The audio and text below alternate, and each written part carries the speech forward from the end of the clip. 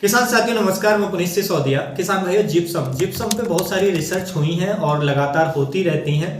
जितनी भी रिसर्च अभी तक हुई है उनका कंक्लूजन यही निकला है कि जिप्सम हमारी भूमि के लिए, फसलों के लिए बहुत ही फायदेमंद है। देखिए, जिप्सम जो मिट्टी, जैसे कि हमारे एरिया की जो मिट्टी है उनका ज़्यादातर पीएच हाई है, उसके लिए बहुत फायदेमंद है। या मिट्टी की लवणीयता ज़्यादा है, मिट्टी में लवण ज़्यादा है, तो उसके लिए बहुत फायदेमंद है ऐसी मिट्टी के लिए। उसके साथ साथ मिट्टी की ऐसी समस्याएं बन रही हैं, अब मिट्टी हमारी कठोर हो रही है, हम लगातार उसमें जो केमिकल फर्टिलाइजर है उनका उपयोग कर रहे हैं, जिसकी वजह से हमारी जो मिट्टी है वो लगातार कठोर हो रही है, हार्ड हो रही है। तो ऐसी मिट्टी में हमारी में जो कोई भी फसल है वो अच्छी नहीं रहती है। तो देखिए, मिट्टी जो हमारी हार्ड हो रही है, बंजर होती चली जा रही है, उनके लिए सबसे फायदेमंद पाया गया है जो है हमारा जिप्सम।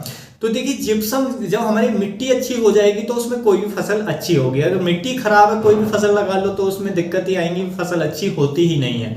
तो आज की इस वीडियो में हम जिप्सम के बारे में डिटेल में समझेंगे, पॉइंट बाय पॉइंट समझेंगे जिप्सम के क्या क्या बेनिफिट्स होते हैं। उसके साथ साथ जिप्सम कैसे देना चाहिए, कब देना चाहिए, कितनी मात्रा में देना चाहिए, तो डिटेल में समझेंगे। वीडियो इन्फॉर्मेटिव होगा, अगर अच्छा लगे लाइक कीजिएगा, ज्यादा से ज्यादा फार्मर तक इसे पहुंचाने में हेल्प कीजिएगा, उसके लिए शेयर आपको ये करना है। तो चलिए जानते हैं जिप्सम के बारे में। तो देखिए, जिप्सम के अंदर सबसे पहले हम इसके बेनिफिट्स की बात करें तो जिप्सम के अंदर आप जाते हैं, एक तो हमें कैल्शियम मिल जाता है, यानी कि पोषक तत्व है जो हमारी फसलों के लिए आवश्यक पोषक तत्व है, और दूसरा सल्फर मिल जाता है। तो सबसे पहला बेनिफिट यही है कि जिप्सम से हमारी फसलों के अंदर कैल्शियम और सल्फर की पूर्ति होती है। और देखिए, जिप्सम जो होता है वो स्लो रिलीज होता है, यानी कि धीरे धीरे ये जो न्यूट्रिशन है उनको छोड़ता है। तो इससे क्या है कि हमारी फसल को लगातार कंटिन्यू, जब तक हमारी फसल ग्रोथ करती है, कंटिन्यू कैल्शियम और सल्फर मिलता रहता है, जिससे उसकी डिफिशियंसी नहीं आती है। और कैल्शियम और सल्फर दोनों ही बेहद ही जरूरी है एक अच्छी फसल के लिए। मैंने अपने प्रीवियस वीडियो में आपको कैल्शियम के बारे में जानकारी दी थी कि कैल्शियम कितना आवश्यक है आपकी फसलों पर कीटों रोगों को कम करने के लिए, फसलों को मजबूत करने के लिए, फसलों की वेजिटेटिव ग्रोथ के लिए और फसलों के अच्छे रूट फॉर्मेशन के लिए, यानी कि अच्छे जड़ विकास के लिए कैल्शियम बहुत जरूरी होता है। तो इससे हमें कैल्शियम मिल जाता है, कैल्शियम मिलता है। दूसरा सल्फर मिलता है। सल्फर भी आप जानते हैं, मैंने बहुत सारी डिटेल वीडियो सल्फर के बारे में बताई है कि एक प्लांट के लिए सल्फर कितना आवश्यक है। और सल्फर बहुत बेनिफिशियल होता है, उसके अंदर इंसेक्टिसाइड प्रॉपर्टीज होती हैं, फंजिसाइडल प्रॉपर्टीज होती हैं, बहुत सारी फंगस को आने से रोकता है। तो ये दोनों तत्व बहुत ही जरूरी है एक अच्छी फसल लेने के लिए, और ये दोनों ही मिल जाते हैं। और सल्फर की ज्यादातर मृदाएं देश की ऐसी हैं जिसमें सल्फर की कमी देखी जाती है, तो उस लिहाज से भी जो सल्फर है बहुत इंपॉर्टेंट हो जाता है। तो पहला बेनिफिट कैल्शियम और सल्फर की पूर्ति करता है, जो एक बहुत ही एसेंशियल, बहुत ही अच्छे पोषक तत्व है, जरूरी पोषक तत्व है प्लांट्स के लिए अच्छी फसल लेने के लिए। दूसरा ये काम करता है कि ये हमारी मिट्टी को पोरस बनाने का काम करता है, यानी कि मिट्टी को भुरभुरा बनाने का काम करता है। जैसे कि जो मिट्टी ज्यादा हार्ड है, बहुत हार्ड हो चुकी है, वो सूखने के बाद एकदम हार्ड हो जाती है, तो ऐसी हार्ड मिट्टी में क्या है कि आप कोई भी फसल अच्छी नहीं ले सकते। आप कोई भी फसल उसके अंदर लगा लो, उसका रूट फॉर्मेशन नहीं होगा, क्योंकि मिट्टी एकदम हार्ड हो जाती है, ना तो उसमें एरेशन अच्छा होता है, वायु संचार भी नहीं हो पाता है, और मिट्टी हार्ड होने के कारण जड़ों का फॉर्मेशन, विकास उतना अच्छा नहीं हो पाता है। तो ऐसी मिट्टी के अंदर कोई भी फसल आपकी अच्छी नहीं होती है। अच्छी फसल उस मिट्टी के अंदर होती है जो मिट्टी पोरस होती है, यानी कि भुरभुरी होती है। तो उसमें एक तो जड़ों का विकास भी अच्छा होता है, या आप कोई कंद वर्गीय फसल ले रहे हैं, जैसे आप आलू, मूली, सलजम, टमाटर, मूंगफली, या कोई भी आप कंद वर्गीय फसल ले रहे हैं, तो उसका फॉर्मेशन अच्छा होगा, वो कंद वर्गीय फसल अच्छी साइज की बनेगी अगर हमारी मिट्टी पोरस है। तो पोरस मिट्टी हर एक फसल के लिए अच्छी रहती है। तो ये मिट्टी को पोरस करने का काम हो करता है जो हमारा जिप्सम होता है। तो जिप्सम का ये भी हमें बेनिफिट्स देखने को मिल जाता है। उसके साथ साथ देखिए, मिट्टी की वाटर होल्डिंग कैपेसिटी को भी इंकरेज करता है जो जिप्सम होता है। तो मिट्टी की वाटर होल्डिंग कैपेसिटी अच्छी होती है तो उससे हमें कम सिंचाई देने की आवश्यकता पड़ती है, क्योंकि मिट्टी में लंबे समय तक जो पानी है वो बना रहता है। तो गर्मियों में जो हमारी फसल है वो स्ट्रेस में नहीं जाती है सूखे की वजह से, क्योंकि उसमें नमी कंटिन्यू बनी रहती है।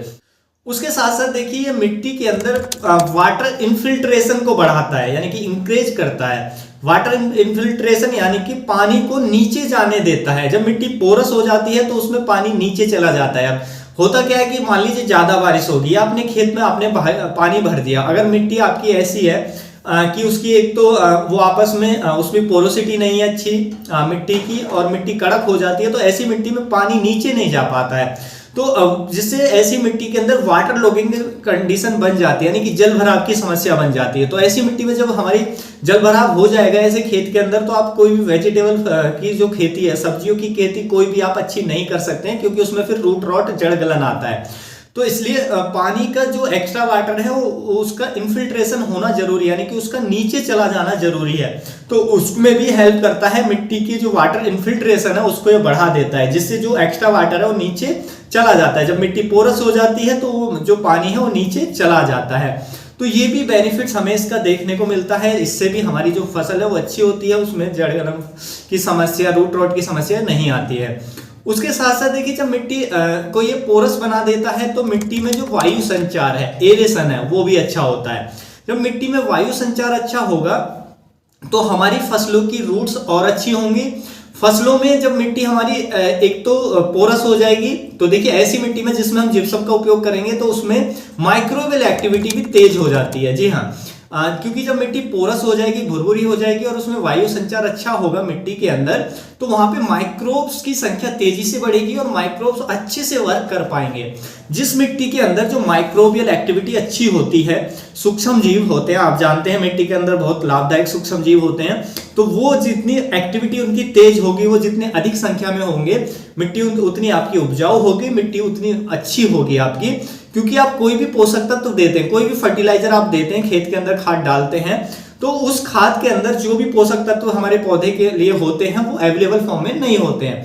तो उस खाद को जैसे ही हम जमीन में डालते हैं तो उस खाद में पड़े पोषक तत्वों को अवेलेबल फॉर्म में लाने के लिए हमें जरूरत पड़ती है बहुत सारे बैक्टीरिया की। तो वो बैक्टीरिया उस खाद को अवेलेबल फॉर्म में लाते हैं जिस फॉर्म में प्लांट को चाहिए, फिर हमारे प्लांट्स की रूट उसको ले लेती है। तो उसके लिए जो बैक्टीरिया है उनका एक्टिव होना हमारी भूमि के अंदर बेहद ही जरूरी है।